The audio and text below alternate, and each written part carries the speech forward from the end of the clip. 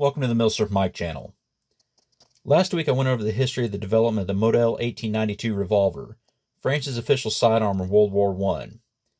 The war started off with belligerence of most nations thinking they would be home by Christmas, but it was soon obvious that this wasn't the case.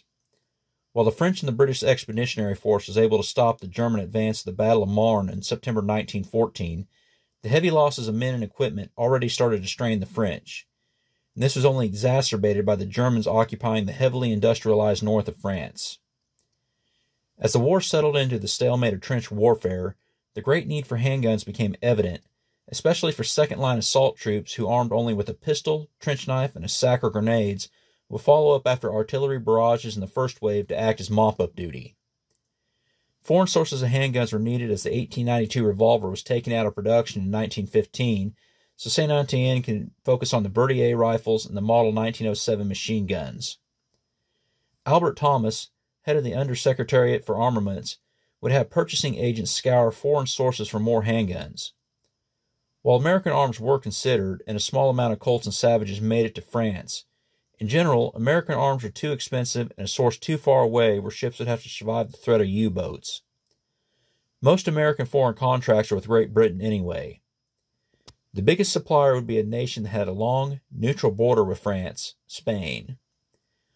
While a variety of Spanish handguns made it to the French front lines, including copies of American and French revolvers, the most common would be what is the subject of today's video, the Rubies semi-automatic pistol in 7.65mm or 32 ACP.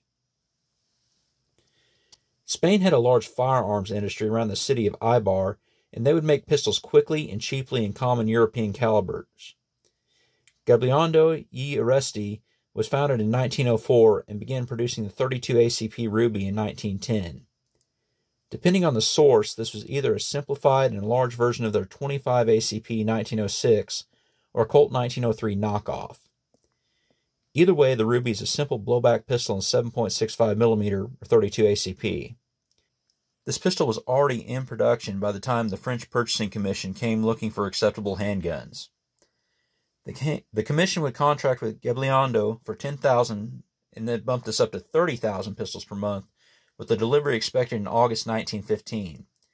Gabilondo would subcontract out to 4 other companies, whose names I'm not about to even try to pronounce, but I'll put their names across the screen. And they were to deliver 5,000 units each. Italy would also order from the Spanish makers after its entry into the war. This, coupled with the Verdun and Somme losses, caused demand to outstrip supply. The French Purchasing Commission would start to go to the individual manufacturers directly, which increased the quantity of pistols shipped, but saw quality decrease. Gabilondo was responsible for the inspection of all pistols they subcontracted, but that would go away when the commission bypassed them. Some of the lesser quality pistols would fire when the slide chambered the round, removing the safety from safe to fire, or go full auto. The Ruby would also be made with softer metal than most other handguns, hence their large size and weight. One source claims that the expected military life of the Ruby was only 500 rounds. Parts did not interchange between makers, and a table in Medlin and Huon's book lists 40 makers, and sometimes parts wouldn't even interchange within the same maker. Magazine interchangeability is almost nil, as you need to make sure that the maker initials on your pistol, found on the rear of the left side, just below the slide, match the initials on the bottom of your magazine. While I don't paint a good picture of the Ruby in general, those that made it to the front lines were found to be adequate. It is really unknown how many Ruby pistols were produced for the French during the war, as their numbers would tend to get lumped in with Star pistols also made in Spain. After World War I, the pistols would cease service in colonial conflicts, and World War II, as they would fill in for the insufficient number 1935 pistols. After the armistice with Germany, they'd be retained for use by the Vichy French. They'd also find their way to Algeria and Indochina. So Ruby pistols will likely be present during that crazy ancient war of the protagonist in Kenny Rogers' namesake song. My pistol. My example of the Ruby pistol is from the maker, I'm just going to type this across the screen and not attempt to pronounce it, that I bought from Danny at Milsurf World. It does have the French acceptance star on the heel of the pistol. Overall, it's not a bad example of a Ruby, as it fires and it cycles for the most part. although the magazine doesn't want to feed more than 6 rounds. All right, we're going to take a quick look at my Ruby on the tabletop. I'm not about to pronounce the maker of that. Hopefully that's in frame. If not, I'll put a picture up. But I make the analogy in the history portion of the video of France needed a pistol real quick, so they went to Spain and purchased a High Point. And in reality, I mean, look at, this is a chunk compared to this. And the Ruby kind of looks like what would happen if High Point tried to build a Colt 1903.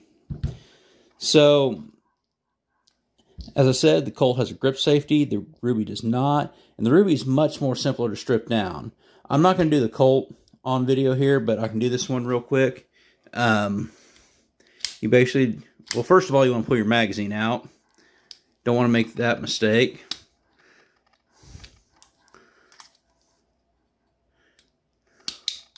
So pull your magazine out, pull your safety in the notch. All you gotta do is twist your barrel. Let that forward a little bit. Twist your barrel back. Your barrel comes out. You slide. Your spring come right off. So I'm going to come back. I'm going to strip down the Colt 1903 and we'll take a look at the inside. Now that we got both the pistols apart, we can look at the inside of both pistols to show that the Ruby is definitely inspired, if not copied, off the Colt 1903. It's got the Ruby right here in the Colt. You can definitely see that the hammer setup is definitely the same. You have the grooves to hold in the barrel on both pistols. And on the slide, you can see it's definitely the same setup where, the hammer strikes at the same place and your little firing pin comes out the same end there. So they are pretty much the same internally. I mean, you got a captive spring on or captive guide rod inside the Ruby, and you don't in the Colt, and you have a bushing in the Colt, whereas you don't in the Ruby. So there's a quick show of similarity between the Ruby and the Colt. The size and weight of this pistol, coupled with the small 32 ACP round, makes for very little felt recoil, and the taller sight is easy to acquire. This pistol's a chunk. Empty, it still weighs more than my fully loaded Glock 19X with 18 rounds of 9mm and a TLR 1 light on it. In the totally ripped off from seeing Arsenal would I take it to war, the answer would be no. I compared the French Marshall firearms to Kel-Tec in the 1892 video. Here, France needed something cheap, so they basically went out and purchased a High Point. Big and clunky due to cheaper materials with a low round count expected life. To make it worse than an early 20th century High Point, there's little to no magazine interchangeability, so you aren't going to be able to borrow one from a fallen comrade.